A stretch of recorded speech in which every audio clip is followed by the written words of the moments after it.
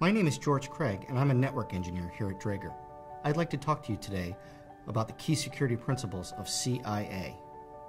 One of the models we use to design policies for information assurance is the confidentiality, integrity, and availability triad. Understanding these concepts is important for any cybersecurity implementation. Confidentiality is the concept of preventing disclosure of information and is based on the principle of least privilege, encryption, and privacy. The principle of least privilege states if you don't need access to something, you shouldn't have it. This applies to both physical assets as well as information-based assets. If you don't need access to that locked room, you shouldn't have a key. Encryption supports confidentiality by making it more difficult on disclosure to access the information. You need to take an extra step, say, decrypting of the data, to actually make use of it. Confidentiality is all around us in the media today, whether it be through Hollywood and spy movies, where people are trying to steal nation-state secrets, or even through the news media, where they inform us that sometimes governments try to intercept our communications, thereby compromising our privacy.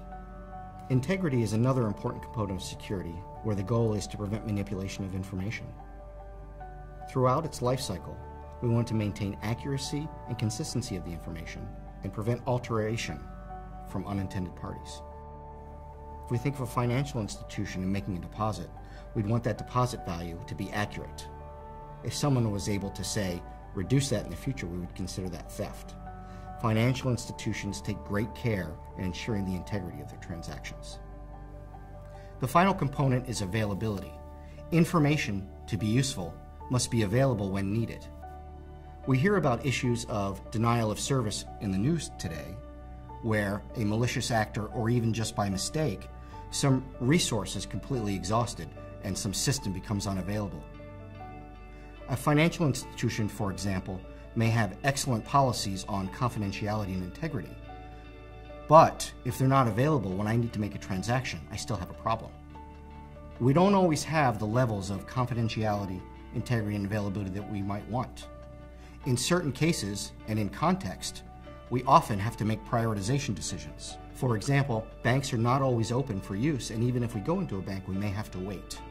So availability is often compromised when high confidentiality or high integrity is required.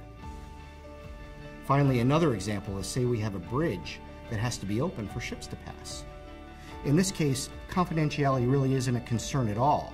In fact, we want availability of the schedule so that ship owners can be sure when their products will arrive, or that pedestrians and automobiles would know when there could be delays when the bridge has to open. What we really need in this case is integrity.